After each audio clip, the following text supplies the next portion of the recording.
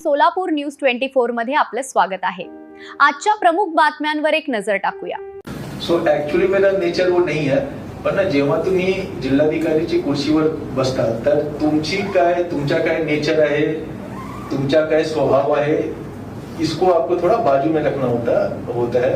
आप काम करने के लिए बैठे हो और अगर आप स्ट्रिक्ट रहते हो तो काम बहुत तेजी से होता है। हे मी स्वतः मतलब प्रांत असताना सीओ असताना मी अनुभवलं आहे की जर कलेक्टर स्ट्रिक्ट असतात तर काम फास्ट होत असतो। दूसरा, तुमचे जे अधिकारी आहेत ना त्यांच्यासाठी पण सोप होऊन जाते। वो बोलते थे कि देखो कलेक्टर साहब ने बोला है तो अब तेजी से कर दो, नहीं तो फिर वो बहुत मुश्किल हो जाता है आप वो काम करो ना।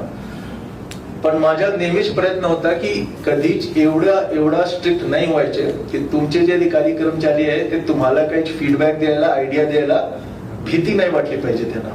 म्हणून तो माझा क्लिअर होता की जसं संतोष देशमुख साहेबांनी सांगितलं की तो अमर भिंगे क्लर्क आहे तुमच्या आता सर्वांच्या समोर सांगतो की जर आपण आणि शिल्पा ठोकडे मॅडम पण होत्या करमाळा तहसीलदार, जर आम्ही पूरवर नियंत्रण आणू शकलो तर हे जे तुमचे ठराविक अधिकारी आहेत त्यांच्यामुळे आणू शकलो। असं नाही आहे की कलेक्टर एवढे चांगले काम केले की सगळे पूर त्यांनी सांभाळून घेतला।